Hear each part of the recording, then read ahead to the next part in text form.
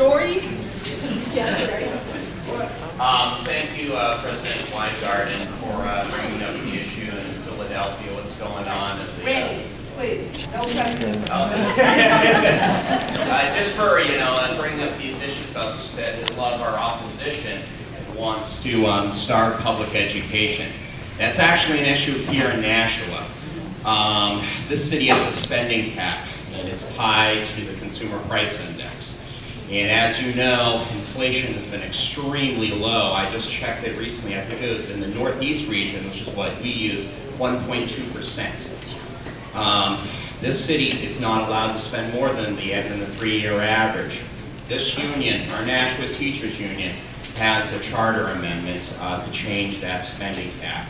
And if you live in Nashua, this starving public education is only going to get worse in this city. So thank you for bringing up that issue, but it's happening here. It's not just Philadelphia, so thank you so much.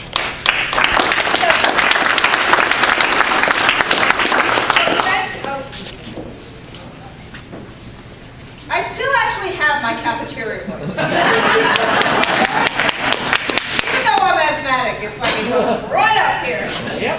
Let me just say 2 statistics.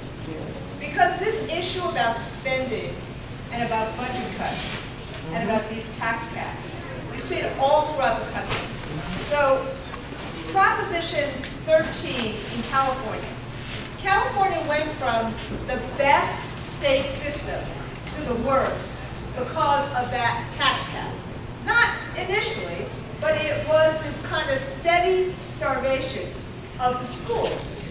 And you think about it, we right now have half of the kids in public schools throughout the United States of America are under the poverty line. Half. A quarter of the kids in the United States are under the poverty line, but half of our kids in our public schools. Number 1.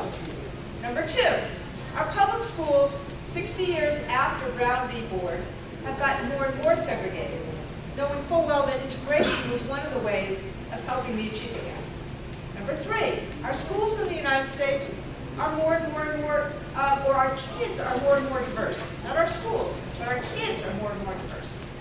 Number 4, we are asked to do more and more things right now. Not just be mom and dad, not just be instructors, but we're asked to actually help kids become the problem solvers of the future in a world that's vastly changing.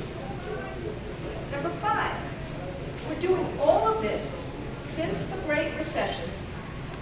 33 states actually still have less funding in schools today than they did before the recession.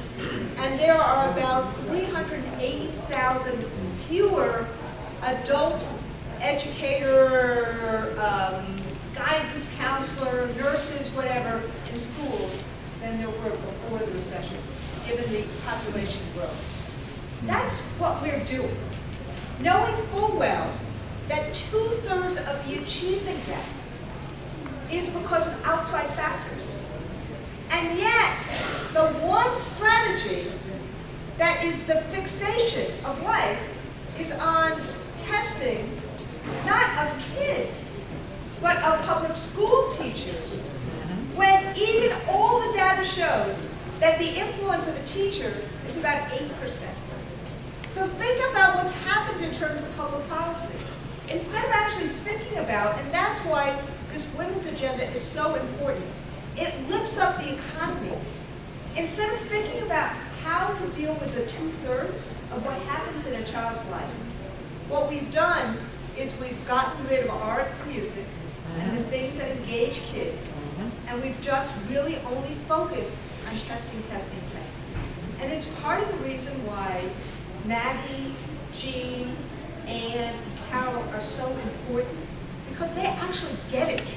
They get it on the state level, and they get it on the national level. And so what we're trying to do in the next 2 years is make this issue of funding a big deal throughout the country, to change the frame so it's not just your amendment here, your charter amendment, but to basically say if we want to have a a quality education for all kids, we actually have to fund it.